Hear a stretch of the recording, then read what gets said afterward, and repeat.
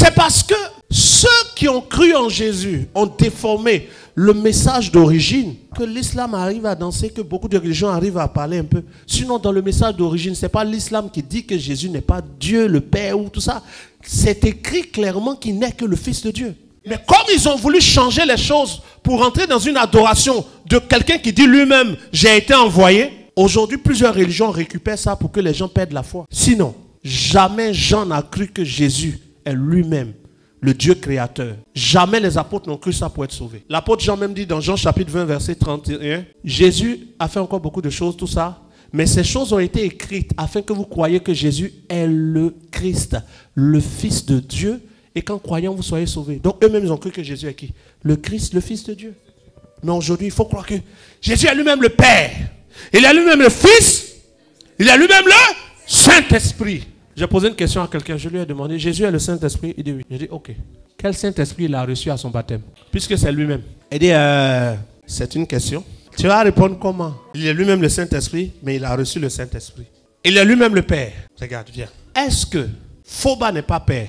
Il est Père, non? Est-ce que Phoba n'a pas un Père? Donc il est Fils. Donc Phoba en même temps, Père. Phoba en même temps, Fils. Phoba en même temps, époux. Mais c'est un seul Phoba. Eh bien, c'est ce que les gens prenaient pour mentir. Moi, ils mentaient avec ça aussi. De même, Dieu est Père, Fils, Saint-Esprit, etc. Est-ce que quand Phoba est Père, il n'a pas de fils? Il a des fils et il a des enfants. Sinon, il n'est pas Père. Oui ou non? Quand Phoba est fils, le même Phoba est fils, il a ses parents. Et ses parents, c'est lui. Samuel vient? Reste ici.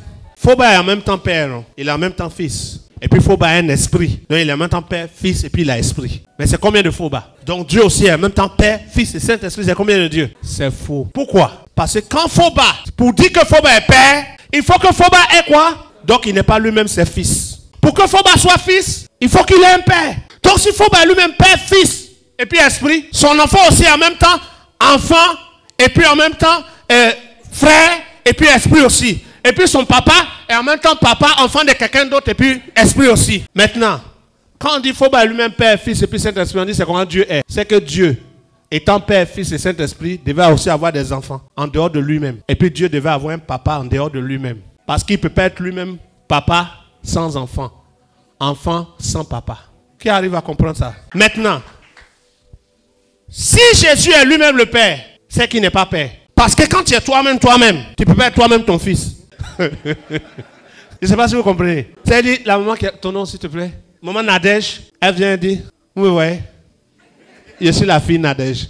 Dès qu'elle dit je suis la fille, c'est qu'elle parle de quelqu'un qui est différent d'elle, qui est son père. Pas elle-même. Vous comprenez ça? Si elle dit je suis la maman, on va lui dire deux. Ça ne peut pas être elle-même. Donc Jésus ne peut pas être lui-même son propre père, son propre fils, son propre Saint-Esprit. C'est impossible. La Trinité, c'est un mensonge.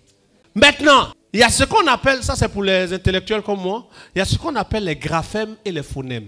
Les graphèmes, ce sont les formes qu'on utilise pour faire des lettres. Les phonèmes, c'est le son qui est utilisé pour prononcer ces lettres. Donc quand on a un livre comme la Bible, dans lequel il y a des graphèmes et des phonèmes, ça veut dire qu'on a pris des lettres ou des symboles auxquels on a donné des sons pour avoir une phrase et des mots. Si le son que Dieu a choisi, qui a été traduit, est traduit par Père, c'est que Dieu sait qu'on va comprendre qu'il faut chercher qui est Fils.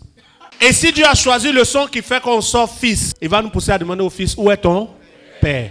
Parce qu'on sait que jamais un Fils n'est son Père.